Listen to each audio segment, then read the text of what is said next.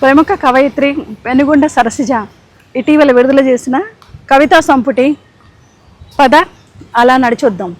ఈ కవితా సంపుటి నుంచి మీకు ఒక చక్కని కవితను ఇప్పుడు వినిపిస్తాను. కవితా శీర్షిక అమీబా.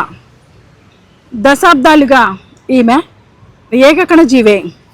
క్షణం నిలవని క్షణానికి తగ్గట్లు ప్రతి క్షణం తక్షణ మార్పు. ఈమె కోసమే క్షణక్షణం కొత్తగా రాయబడుతుంది.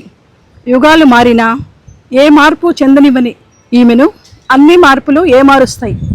ఈ ఏకకణ జీవి బహురూపాలతో జీవిస్తూనే ఉంటుంది. ఏ జీవ పరిణామ క్రమం ఈమెకి వర్తించదు. ఈమె రూపాంతర సిద్ధాంతానికి ఏ డార్విన్ జన్మించడు.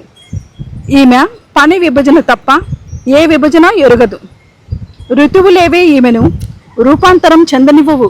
కానీ ఈమె మాత్రం ప్రకృతిగా పిలువబడుతుంది. ఎండిన ఆకుల్లా ఆమె ఆశలు ఒక్కొక్కటిగా రాలి పడుతుంటాయి.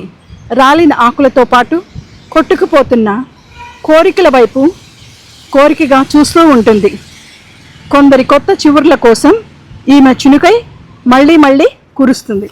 చూసారు కదండి, చక్కటి శ్రీవాద కవిత ఇది. అమీబా ఎన్ని రకాలుగా రూపాంతరాలు చెందుతుందో, అదేవిధంగా స్త్రీ కూడా తన జీవితంలో రకరకాల పాత్రలను వహిస్తుంది అని ప్రకృతితో పోలుస్తూ ఈమె చక్కగా వివరించారు.